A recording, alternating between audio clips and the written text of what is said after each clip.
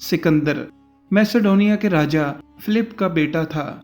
अपने पिता की मौत के बाद जब उसने राजगद्दी संभाली थी तब उसकी उम्र सिर्फ 20 साल की थी। राजगद्दी संभालने के बाद वो दुनिया जीतने के सपने देखने लगा।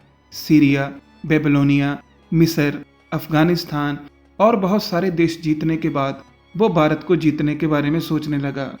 दोस्तों, सिकंदर ने 326 बीसी भारत पर हमला किया था। उसने भारत के ऊपर हमला क्यों किया था, आज इसी के बारे में देखते हैं। नमस्कार दोस्तों, आपका स्वागत है नॉवेल टीवी पर। ऐसी ही और वीडियोस देखने के लिए हमारा चैनल जरूर सब्सक्राइब करें।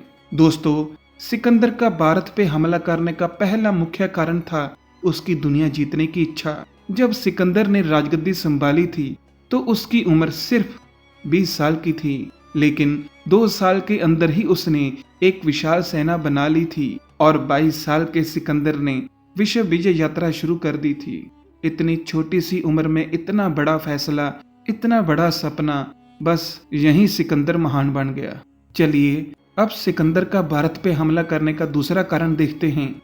दोस्तों, उस समय भारत सोने की चिड़िया कहलाता था। भारत में सोना, चांदी, धन दौलत बहुत था। इसी दौलत ने सिकंदर का ध्यान अपनी तरफ खींचा और वो भारत पे हमला करने आया। माना कि भारत के पास दौलत बहुत थी, पर भारत के पास कोई भी राजनीतिक ताकत नहीं थी। उस समय भारत छोटे छोटे राज्यों में बटा हुआ था जो आपस में ही लड़ते झगड़ते रहते थे।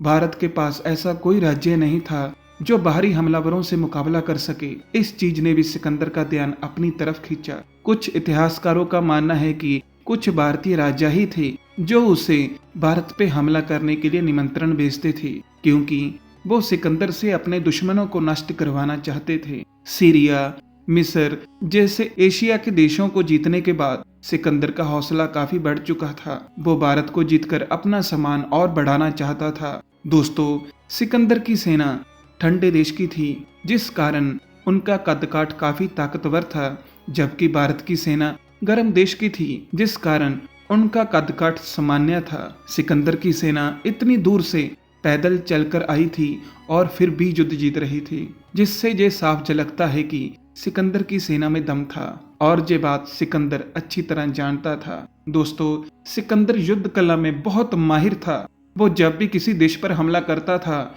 तो एकदम से विशाल और भारी हमला करता था, जिससे उस देश की सेना डर जाती थी।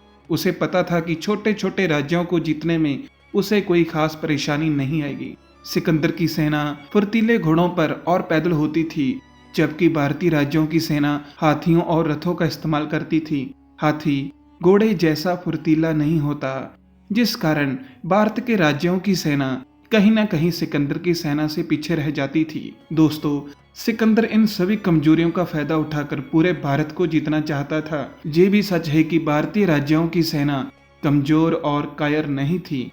तब भारत के राज्यों में एकता की कमी थी, जिस कारण सिकंदर ने भारत पे हमला करने का हौसला किया। अंत में दोस्तों, आशा करता हूँ कि आपको मेरी वीडियो अच्छी लगी हो। अपनी राय और सुझाव कमेंट बॉक्स में जरूर दें।